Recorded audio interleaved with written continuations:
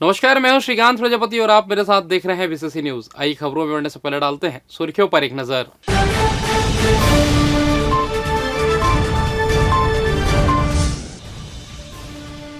निजी स्कूलों की मान्यता होगी रद्द, आरटी में एडमिशन का मामला।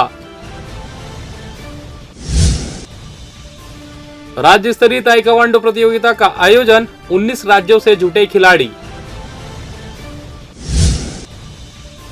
अटल यूनिवर्सिटी में कूल उत्सव की धूम, शिक्षा ही देश की संस्कृति।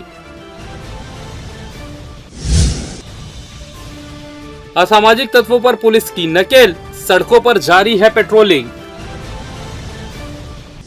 तो ये थी सुर्खी। अब खबरें विस्तार से। संभाग आयुक्त महादेव कावरे ने अधिकारियों की बैठक लेकर स्कूल शिक्षा विभाग के कामकाज की समीक्षा की। उन्होंने आरटीई के तहत दाखिला के रद्द किए गए आवेदनों का एक बार फिर परीक्षण कर रिपोर्ट देने के निर्देश दिए। उन्होंने कहा कि नोडल अधिकारियों एवं निजी स्कूलों के खिलाफ गरीब बच्चों के प्रवेश प्रक्रिया को ठुकराने की शिकायत मिलती रहती है। उन्होंने गरीब बच्चों को बेहतर शिक्षा सुविधा से वंचित करने वाले शैक्षणिक संस्थानों की मान्यता रद्द करने और भारी जुर्माना लगाने के निर्देश भी दिए हैं। बैठक में संयुक्त संचालक शिक्षा आरपी आदित्य सहित संभाग के सभी 8 जिला के जिला शिक्षा अधिकारी उपस्थित थे। श्री कावरे ने स्कूल शिक्षा विभाग की योजनाओं की विस्तृत समीक्षा की। उन्होंने कहा कि निरीक्षण में गुणवत्ता अपेक्षित नहीं पाई गई, इसलिए गुणवत्ता में सुधार करने और अधिक ध्यान दिए जाने की जरूरत है। उन्होंने 10वीं और 12वीं बोर्ड के परिणाम सुधारने की रणनीति पर चर्चा की। उन्होंने 10 जनवरी के पहले पेरेंट्स टीचर मीटिंग आयोजित करने के निर्देश दिए।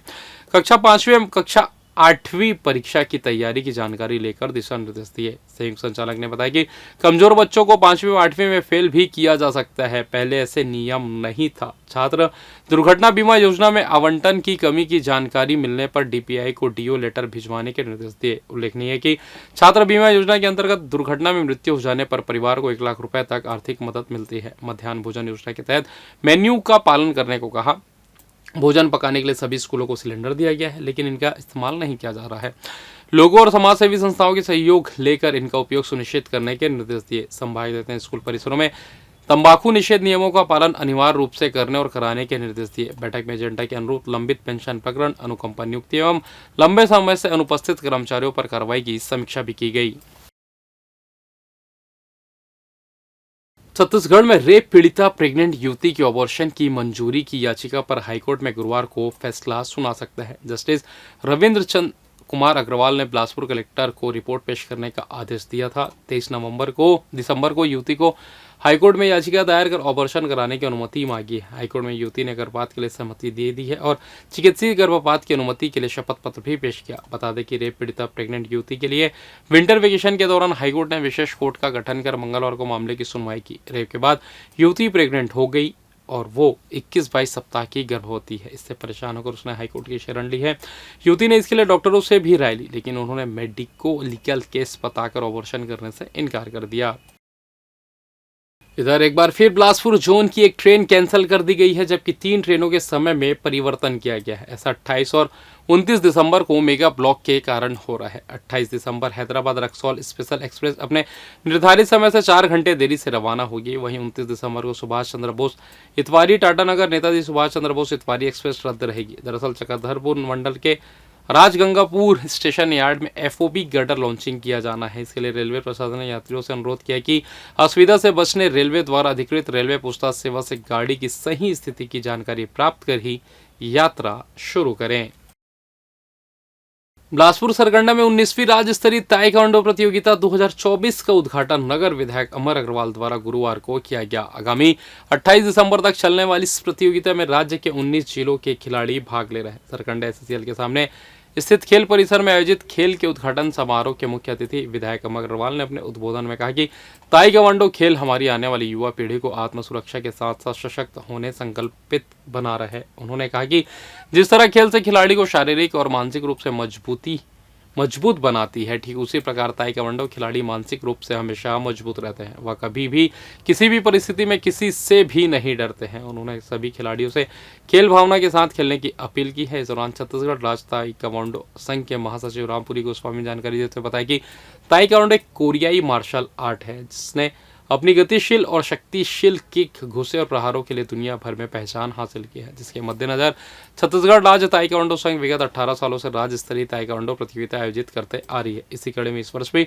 19वीं राज्य स्तरीय ताइक्वांडो प्रतियोगिता आयोजित किया गया, जिसमें प्रदेश के 19 जिलों के 556 खिलाड़ी के साथ 32 कोच प्रतियोगिता में भाग लेने पहुंचे। उन्होंने कहा कि उक्त प्रतियोगिता में 4 कैटेगरी के खिलाड़ी पहुंचे, जिसमें 12 वर्ष से कम उम्र के बच्चे सब जूनियर, 12 से ऊपर और 14 वर्ष से नीचे को कैडेट्स, 17 साल से कम उम्र के खिलाड़ी को जूनियर सहित 17 साल के ऊपर खिलाड़ी को सीनियर कैटेगरी में रखा गया है, जिनमें से गोल्ड मेडल हासिल करने वाले कैडेट्स और सीनियर कैटेगरी के खिलाड़ी हैदराबाद में 25 जनवरी को होने वाले राष्ट्रीय स्तर के ताइक्वांडो प्रतियोगिता में छत्तीसगढ़ का प्रतिनिधित्व करेंगे। 19वीं ताइक्वांडो चैंपियनशिप का आयोजन बिलासपुर में हुआ। मैं प्रशंसा करना चाहूंगा ताइक्वांडो संघ के महासचिव रामपुरी गोस्वामी का, क्योंकि साल में एक बार स्टेट लेवल, डिस्ट्रिक्ट लेवल की कंपटीशन यहाँ पर होते हैं, जिससे बच्चे इस ताइक्वांडो में उत्कर्ष श्रेष्ठता के साथ आगे बढ़ते हैं। और वैसे भी ताइक्वांडो जो है ये आदमी को निर्भय बनाता है। आत्म सुरक्षा का ये खेल व्यक्ति को मजबूत बनाता है, शारीरिक रूप से भी और मानसिक रूप से। मेरी बहुत बहुत शुभकामनाएं। ये बच्चे जो आज आए हैं वो बहुत अच्छे से खिलाड़ी भावना से खेले, और ताइक्वांडो संघ को फिर से बहुत बहुत धन्यवाद। इसी प्रकार से काम करते हुए छत्तीसगढ़ का नाम खेल जगत में रोशन। ये 19वीं छत्तीसगढ़ राज्य स्तरीय ताइक्वांडो प्रतियोगिता का आयोजन है। प्रतिवर्ष की भांति इस वर्ष भी हम इस आयोजन कर रहे हैं। इसमें 19 जिले से 556 खिलाड़ी एवं अधिकारी शामिल हुए हैं। साथ ही 32 कोच मैनेजर हैं, आपके 28 हमारे ऑफिसर्स हैं। ये सारे टोटल मिला के 625 के लगभग यहाँ पे गैदरिंग हो रही बच्चों का। इस प्रतियोगिता में जो स्वर्ण पदक प्राप्त करेंगे, अपने स्थान के जो पहले स्थान प्राप्त करेंगे, उनका चयन राष्ट्रीय ताइक्वांडो प्रतियोगिता के लिए होगा, जो 25 जनवरी से आपका हैदराबाद में आयोजित है। उसका एक सिलेक्शन है, ये हमारा ऑफिशियल चैंपियनशिप है। तो इस प्रतियोगिता में जितने भी बच्चे हैं उनके सारे लोगों का आवास व्यवस्था हमने साइंस कॉलेज का जो नवीन कन्या छात्रावास है इस परिसर हमने किया है। 3 दिनों तक प्रतियोगिता का आयोजन होगा। कल 27 तारीख को हम शाम को 6:30 बजे आज के बच्चे और कल के जो विजेता हैं उनका तकरीबन 150 खिलाड़ियों को हम पदक वितरण समारोह तक शाम को रख रहे हैं। 28 तारीख को शाम को 6:30 बजे इसका समापन समारोह रहेगा, जिसमें सारे आपका अतिथियों के अलावा जितने कोच मैनेजर्स हैं, ऑफिसर्स हैं, और जो उस दिन के सब जूनियर के जो बच्चे जो जीते रहेंगे उनका मेडल सेरेमनी भी हम 28 तारीख की शाम को करेंगे। और फिलहाल यहाँ वक्त तो चला छोटा सा ब्रेक का, मिलते हैं ब्रेक के बाद, कहीं जाइएगा नहीं। पिछले 17 वर्षों से रियल एस्टेट के क्षेत्र में दे रहे हैं अपनी सेवाएं और लगातार शहर की जनता को एक नई लिविंग लाइफस्टाइल।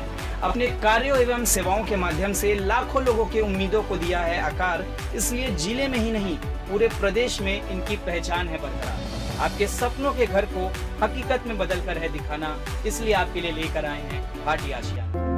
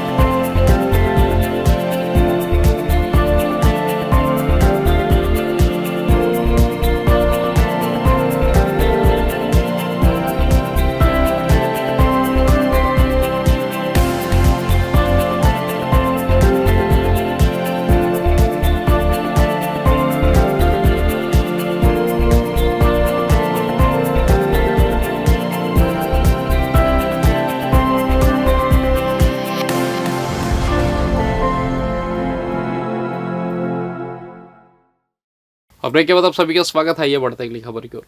केरल के राज्यपाल आरिफ मोहम्मद खान अटल बिहारी वाजपेयी विश्वविद्यालय द्वारा आयोजित 3 दिवसीय कूल उत्सव समारोह में शामिल हुए। उन्होंने विश्वविद्यालय परिसर में पूर्व प्रधानमंत्री भारत रत्न स्वर्गीय श्री अटल बिहारी वाजपेयी की प्रतिमा पर माल्यार्पण कर उन्हें नमन किया। राज्यपाल श्री खान ने विश्वविद्यालय परिसर में पौधा भी लगाया। इस अवसर पर विश्वविद्यालय की त्रैमासिक पत्रिका कन्हार के नए अंक सहित विभिन्न प्रकाशनों का विमोचन भी किया। केंद्रीय आवासन एवं शहरी विकास राज्य मंत्री तोखन साहू ने समारोह की अध्यक्षता की। इस अवसर पर उप मुख्यमंत्री अरुण साव अति विशिष्ट अतिथि के रूप में शामिल हुए। विधायक अमर अग्रवाल, धर्मलाल कौशिक, सुशांत शुक्ला, कुलपति आचार्य अरुण दिवाकर नाथ वाजपेयी एवं जिला पंचायत अध्यक्ष अरुण सिंह चौहान उपस्थित थे। राज्यपाल श्री खान ने मां सरस्वती की छाया चित्र पर माल्यार्पण एवं दीप प्रज्वलित कर समारोह का शुभारंभ किया। राष्ट्रगीत एवं विश्वविद्यालय के कूल गीत का सम्मान पूर्वक गायन हुआ। श्री खान ने 100वीं जयंती पर अटल बिहारी वाजपेयी को श्रद्धांजलि अर्पित करते हुए उनका नमन किया। उन्होंने कहा कि अटल जी सच्चे जननायक थे। सभी वर्ग में उनकी समान रूप से स्वीकार्यता थी। जटिल विषयों पर भी वे देश हित में त्वरित निर्णय लेते थे। देश के प्रति उनका योगदान सदैव स्मरणीय रहेगा। उन्होंने अटल जी से जुड़े अपने अनुभवों को लोगों के साथ साझा किया। उन्होंने कहा कि अटल जी के विषय पर बोलना मेरे लिए सौभाग्य की बात है। वे कुशल राजनीतिज्ञ थे। राज्यपाल आरिफ मोहम्मद खान ने भारतीय ज्ञान परंपरा पर भी अपने विचार रखे। उन्होंने कहा कि ज्ञान और शिक्षा से आदमी इंसान बनता है। ज्ञान और शिक्षा से ही मनुष्य का विकास संभव है। यही है सशक्तिकरण का जरिया है। स्वामी विवेकानंद से किसी ने पूछा था जीवन का क्या उद्देश्य है, तब उन्होंने कहा था कि जीवन का उद्देश्य ज्ञान प्राप्ति है। भारत की संस्कृति ज्ञान की संस्कृति रही है। भारत ज्ञान का बड़ा केंद्र रहा है। पूरी दुनिया में भारत को ज्ञान एवं प्रज्ञा के संवर्धन के लिए जाना जाता है। उन्होंने शैक्षणिक एवं अन्य उपलब्धियां हासिल करने के लिए विश्वविद्यालय प्रशासन को बधाई और शुभकामनाएं दी। कि मैं अटल जी के ऊपर बोलूं तो भी ये समय कम पड़ता, क्योंकि मेरा ये सौभाग्य है कि 1980 में जब मेरे आयु के 30 वर्ष पूरे नहीं हुए थे, मैं लोकसभा में आया और मैं ट्रेजरी बेंचेस पर था। कानपुर से सांसद चुन के आया था। माननीय अटल जी विपक्ष में थे, लेकिन आज भी याद करता हूँ तो एक बहुत खास प्रकार का आनंद महसूस होता है। वो साधारण राजनेता नहीं थे।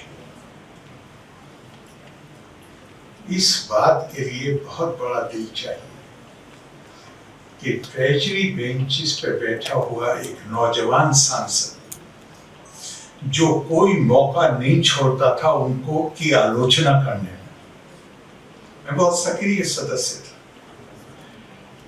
लेकिन उन्होंने जिस तरह मुझे प्रोत्साहन दिया, हाउस के रिकॉर्ड पर एक दिन सदन में माननीय इंद्रजीत गुप्ता जी, उस वक्त आपको नहीं है, यहाँ तो ज्यादातर नौजवान हैं, लेकिन जो थोड़ा ज्यादा उम्र के लोग हैं उनको ध्यान हो सकता है वो कि एक 25-26 नौजवान सांसदों का ग्रुप संजय जी के पास ही उनकी, संजय गांधी जी के पास ही उनकी सीटें थी। अटल जी के श्री चरणों में नमन करता हूँ, प्रणाम करता हूँ।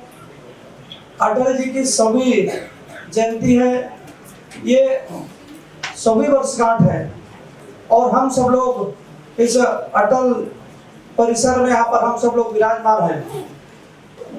अटल जी के जीवन वृत्तांत को शब्दों में पिरोना एक बड़ा कठिन कार्य है। हृदय की गहराइयों में जाकर के महसूस किया जा सकता है। वो एक ऐसे युग मनीषी थे जो सदियों में एक ही पैदा होते हैं, जो काल के कपाल पर लिखने मिटाने का जिनको अमरत्व था, ऐसे थे अटल जी। अटल जी के जीवन वृत्तांत से हम सबको प्रेरणा लेकर के हम वर्षों तक कार्य करते रहेंगे। माननीय राज्यपाल महोदय का छत्तीसगढ़ की 3 करोड़ जनता की ओर से, छत्तीसगढ़ सरकार की ओर से, छत्तीसगढ़ की इस धरती में, कौशल्या माता की धरती में हार्दिक अभिनंदन और स्वागत। आज भारत रत्न अटल बिहारी वाजपेयी जी की 100वीं जयंती है। मैं अटल जी को नमन करता हूं, अपनी विनम्र श्रद्धांजलि अर्पित करता हूं, उनके श्री चरणों में प्रणाम करता हूं। एक प्रखर राष्ट्रवाद, एक प्रखर चिंतक, एक कविमन राजनेता और दृढ़ संकल्पों के लिए जाने वाले राजनेता अटल बिहारी वाजपेयी जी ने जो इस देश के लिए काम किया है, उनके प्रखर राष्ट्रवादी होने का इससे बड़ा प्रमाण नहीं हो सकता जब 4 अक्टूबर 1977 को यूएन में देश के विदेश के मंत्री के रूप में जो उन्होंने दहाड़ लगाई थी, राष्ट्र का गौरव जो बढ़ाया था हिंदी में भाषण देकर, भारत के पक्ष को मजबूती से रखकर, और वो राष्ट्रवाद की अलग, भारत की ताकत 4 अक्टूबर 1977 को उन्होंने यूएन में रखी। जिले में संचालित स्वामी आत्मानंद इंग्लिश मीडियम स्कूलों में टीचर्स भर्ती की प्रक्रिया अब अंतिम चरण में है, जहां विषयवार शिक्षकों की नियुक्ति के बाद अब कंप्यूटर शिक्षक की कौशल परीक्षा गुरुवार को आयोजित की गई। स्वामी आत्मानंद शासकीय बहुउद्देशीय उच्चतर माध्यमिक विद्यालय दयालबंद में आयोजित इस कौशल परीक्षा में शिक्षा विभाग के अधिकारियों की टीम सहित विशेषज्ञ मौजूद रहे, जिनके उपस्थिति में पारदर्शी तरीके से कंप्यूटर शिक्षकों की कौशल परीक्षा संपन्न हुई।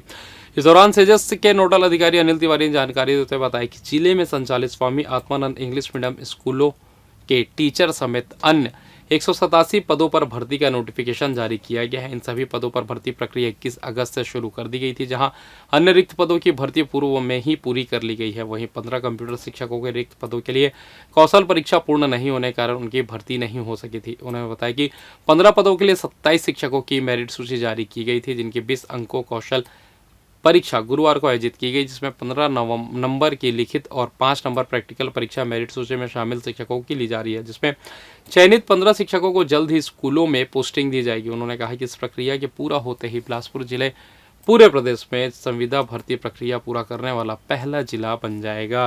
आत्मानंद में कंप्यूटर टीचर का विज्ञापन निकला था 15 पद के लिए, उसी के आज यहाँ पर स्किल टेस्ट और लिखित परीक्षा हो रही है। 27 यहाँ पे विद्यार्थी आए हैं और जिनमें से 15 लोगों का चयन है। के लिए समिति बनाई गई है, जो कंप्यूटर एक्सपर्ट हैं उनके द्वारा परीक्षा ली जाएगी। पंजाबी और पंजाबियत को सहेज कर रखने वाली पंजाबी संस्था बिलासपुर का स्थापना दिवस समारोह 28 दिसंबर शनिवार को मनाया जाएगा। संस्था की महिला शाखा पंजाबी हिंदू महिला संस्था के सहयोग से यह समारोह गोविंदम पैलेस में आयोजित है। समारोह में मुख्य अतिथि के तौर पर विधायक एवं पूर्व मंत्री अमर अग्रवाल विशेष रूप से उपस्थित रहेंगे। गुरुवार को प्रेस कॉन्फ्रेंस के जरिए पत्रकारों को जानकारी साझा करते हुए अध्यक्ष अशोक ऋषि ने बताया कि संस्था की स्थापना के गौरवशाली 98वें वर्ष पर आयोजित इस समारोह को एक महापर्व के रूप में मनाया जाएगा। इस आयोजन में प्रमुख रूप से स्मारिका धरोहर का विमोचन किया जाएगा। उन्होंने बताया कि धरोहर में प्रमुखता से पंजाबी संस्था के स्थापना काल से अब तक के गौरवशाली इतिहास, संस्था द्वारा किए गए जन कल्याण के कार्य, भविष्य की योजनाएं, लेख तथा बिलासपुर के पंजाबी परिवारों के मोबाइल नंबर सहित विशेष विवरण प्रकाशित किए जाएंगे। श्री ऋषि ने आगे बताया कि सर्व समाज समभाव की भावना के साथ इस अवसर पर साक्षी बनने के लिए बिलासपुर के विभिन्न समाज प्रमुखों को भी आमंत्रित किया गया है। इसके अतिरिक्त राष्ट्रीय पंजाबी महासंघ और छत्तीसगढ़ पंजाबी सनातन सभा के प्रतिनिधि पदाधिकारी भी समारोह में शिरकत करेंगे। इस मौके पर समाज के प्रतिभा संपन्न लोगों का सम्मान भी किया जाएगा। उन्होंने बताया कि स्थापना दिवस समारोह को भव्यता प्रदान करने के लिए संगीतमय सांस्कृतिक प्रस्तुतियां तथा पंजाब का लोक नृत्य गिद्दा व भांगड़ा भी मुख्य आकर्षक के केंद्र और अभी हम 28 दिसंबर को स्थापना दिवस मनाने जा रहे हैं। मेन इसका उद्देश्य यह है कि हमारी जो पंजाबी बिरादरी है, जो पंजाबी समाज है, जो एक विस्थापित के रूप में बिलासपुर में आए थे, उनको एकजुट करने के नाम से ये समाज का गठन किया गया था 1966 में हमारे बुजुर्गों के द्वारा।